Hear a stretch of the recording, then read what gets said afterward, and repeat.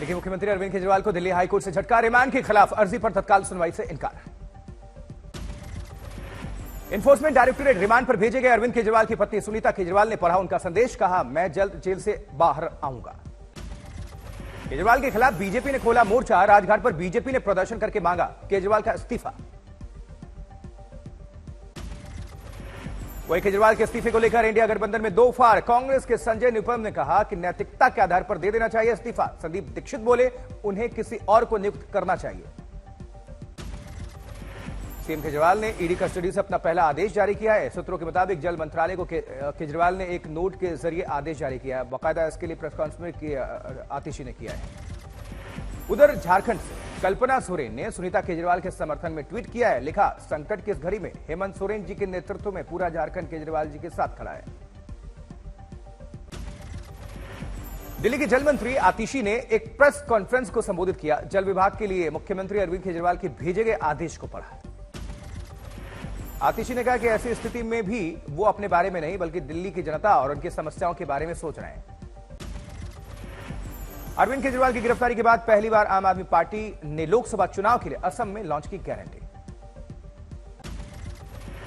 आपकी गारंटी में शिक्षा, स्वास्थ्य सेवा, सामाजिक सांस्कृतिक, चाय उद्योग, रोजगार और बाढ़ प्रबंधन शामिल है। आम आदमी पार्टी असम में 2 लोकसभा सीटों डिब्रूगढ़ और सोनितपुर पर चुनाव लड़ रही है। वही बीजेपी नेता मनोज तिवारी ने दिल्ली के मुख्यमंत्री अरविंद केजरीवाल पर साधा निशाना। कहा, आम आदमी पार्टी का सफर स्वराज से शराब तक।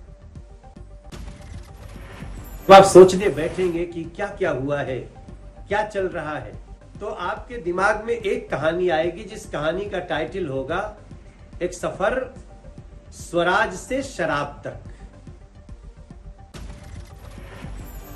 केजरीवाल की गिरफ्तारी पर फिर विरोध प्रदर्शन की तैयारी में आम आदमी पार्टी। दिल्ली पुलिस ने सुरक्षा बढ़ाई। आज शाम दिल्ली दौरे पर तेजस्वी यादव सीट शेयरिंग पर कांग्रेस के सीनियर नेताओं से करेंगे चर्चा। एनडीए की सहयोगी एएमएमके ने तमिलनाडु में लोकसभा चुनाव के लिए 2 सीटों पर उम्मीदवारों की घोषणा की है। वह दिल्ली में बीजेपी केंद्रीय चुनाव समिति की बैठक खत्म। पीएम मोदी, अमित शाह, जेपी नड्डा और सीएम योगी रहे मौजूद। उत्तर प्रदेश की 24 सीटों पर चर्चा हुई। 24 सीटों पर बीजेपी ने ओडिशा की 21, बंगाल की 20, राजस्थान की 8 सीटों पर मंथन किया। भारतीय जनता पार्टी की 5वीं लिस्ट आ सकती है। देर रात तक चली बीजेपी चुनाव समिति की 3री बैठक। वही मध्य प्रदेश के पूर्व सीएम दिग्विजय सिंह राजगढ़ से लड़ेंगे चुनाव। पी चिदंबरम के बेटे कार्ति चिदंबरम शिव गंगा से चुनाव लड़ेंगे। कांग्रेस में शामिल हुए बीएसपी से निष्कासित सांसद दानिश अली फिर से अमरोहा सीट से चुनाव लड़ेंगे। वहीं महाराष्ट्र में एमवीए के बीच 44 सीटों पर उम्मीदवारों के नाम तय। 19 सीटों पर मैदान में उतरे उद्धव गुट के प्रत्याशी। 16 सीटों पर लड़ेगी कांग्रेस। 9 सीटों पर एनसीपी शरद पवार गुट लड़ेगा चुनाव। कर्नाटक में 3 सीटों पर चुनाव लड़ेगी जेडीएस। एचडी देवेगौड़ा के पोते प्रज्वल रेवन्ना हसन सीट से मैदान में उतरे। बीआरएस चीफ केसीआर ने थेगुल्ला पदराव गौड़ को सिकंदराबाद सांसद उम्मीदवार घोषित किया। वहीं हिमाचल में कांग्रेस के 6 बागियों ने थामा बीजेपी के दामन। 3 निर्दलीय भी भारतीय जनता पार्टी में शामिल। उधर मध्य प्रदेश के धार में विवादित भोजशाला परिसर में एएसआई का सर्वे दूसरे दिन भी जारी है। कई नए तथ्य सामने आने बाकी हैं। जबकि बैंक खाते फ्रीज करने के कांग्रेस के आरोप पर बोली बीजेपी नेता संबित पात्रा बोले। कहा, सभी दलों को टैक्स में छूट मिलती है लेकिन सिर्फ कांग्रेस के खाते फ्रीज क्यों किए गए? समय पर टैक्स रिटर्न किया ही नहीं। शराब नीति घोटाला केस में बीआरएस नेता के कविता की 3 दिनों के लिए बढ़ाई गई हिरासत। फिर मुश्किलों में गिरी टीएमसी नेता महुआ मोइत्रा। कई लोकेशंस पर सीबीआई ने की ताबड़तोड़ छापेमारी। उधर दिग्विजय सिंह ने बीजेपी पर साधा निशाना। कहा, बीजेपी वाले मुझ पर मुसलमान होने का आरोप लगाते हैं। मैंने आज तक कभी चंदा नहीं लिया। अब चंदा मांगकर राजगढ़ से चुनाव लड़ूंगा। सहारनपुर से इमरान मसूद को कांग्रेस से टिकट। देवरिया से अखिलेश प्रताप सिंह लड़ेंगे चुनाव। वहीं पूर्व विधायक बीमा भारती ने जेडीयू की प्राथमिक सदस्यता से इस्तीफा दिया। आरजेडी में शामिल। पूर्णिया से टिकट मिलने की खबर। कांग्रेस में शामिल पप्पू यादव का ट्वीट, मर जाएंगे कांग्रेस नहीं छोड़ेंगे, दुनिया छोड़ देंगे पूर्णिया नहीं छोड़ेंगे। वहीं जेडीयू के एक और पूर्व विधायक रामनिवास प्रसाद और पूर्व विधायक फराज फातमी में जेडीयू से इस्तीफा दिया है।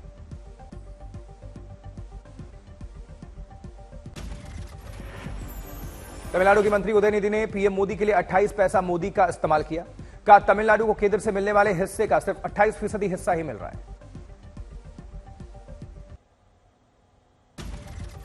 पंजाब के संगरूर शराब कांड में मरने वालों का आंकड़ा बढ़कर 20 पहुंचा। चुनाव आयोग ने मुख्य सचिव और डीजीपी से रिपोर्ट मांगी। यूपी सरकार का बड़ा फैसला, लखनऊ में होली के दिन यानी 25 मार्च को शराब बिक्री पर रहेगी रोक। डीएमके मंत्री अनिता कृष्णन के बिगड़े बोल, पीएम मोदी को कहे अपमानजनक शब्द। केंद्रीय कृषि राज्य मंत्री कैलाश चौधरी पहुंचे जैसलमेर, बीजेपी को मजबूत बनाने की अपील। रजाकार मूवी पर बोले हैं बीजेपी तेलंगाना प्रदेश अध्यक्ष और केंद्रीय कैबिनेट मंत्री जी किशन रेड्डी। कहा यह फिल्म निजाम की सेना रजाकारों द्वारा हिंदुओं पर किए गए अत्याचारों को दर्शाती है। खूंटी में पेपर लीक मामले में केंद्रीय मंत्री अर्जुन मुंडा ने झारखंड सरकार को नसीहत दी। मामले में शामिल कर्मियों को नौकरी से बर्खास्त करें। उधर सीएम स्टालिन तंजावुर में कर रहे हैं चुनावी प्रचार। नागपुर में नितिन गडकरी ने किया अपने मुख्य चुनाव प्रचार कार्यालय का उद्घाटन। रायपुर में सीएम विष्णुदेव साय होली उत्सव में शामिल हुए। दिल्ली में मनाया गया अर्थ आवर, अक्षरधाम मंदिर से आई तस्वीरें। बिहार बोर्ड 12वीं का रिजल्ट जारी, साइंस में सिवान के मृत्युंजय कुमार टॉपर बने। बिहार बोर्ड 12वीं में कॉमर्स में प्रिया कुमारी, जबकि आर्ट्स में तुषार ने बाजी मारी है। अमरावती में कांग्रेस की महिला कार्यकर्ता ने महंगाई, बेरोजगारी, किसान की आत्महत्या पर चर्चा करके बैनर लगाकर किया प्रतीकात्मक होलिका दहन। वर्तमान में टीएमसी ने चुनाव नियमों का उल्लंघन करते हुए कई सरकारी बस में प्रचार किया है। टीएमसी ने हालांकि इसका खंडन किया। बीड़ में शरद पवार गुट के कार्यकर्ताओं की बैठक में कई पदाधिकारी शामिल हुए। औरैया में जमीनी विवाद में हुई महिला की हत्या, 4 आरोपी बदमाशों को पुलिस ने किया गिरफ्तार। बलरामपुर पुलिस ने आंध्र ओडिशा अंतर्राज्यीय सीमा पर भारी मात्रा में शराब बरामद की है। आरोपियों की तलाश हो रही। पश्चिम बंगाल के सिलीगुड़ी में बाजार में भीषण आग लग गई, 13 दुकानें जलकर खाक, लाखों का नुकसान। दुकानों में लगी भीषण आग की धधकती दिखी लपटें, मौके पर पहुंचे फायर टेंडर्स। थाने में गंगा गांव देवी मंदिर से चांदी की पादुका चोरी हुई, पूरी वारदात सीसीटीवी में कैद है। राजकोट में केमिकल फैक्ट्री में भीषण आग, अग्निशमन कर्मियों ने आग बुझाई। सूरत इंटरनेशनल एयरपोर्ट के अजीबोगरीब तस्वीर सामने आ रही है। कैंपस के अंदर सुअर घूमते हुए नजर आए। लातेहार में वाहन जांच के दौरान पुलिस ने कैश बरामद किया, ड्राइवर गिरफ्तार। पटना में 2 कार की आमने सामने टक्कर, 2 लोगों की जान चली गई, 9 लोग गंभीर तौर पर जख्मी बताए जा रहे हैं।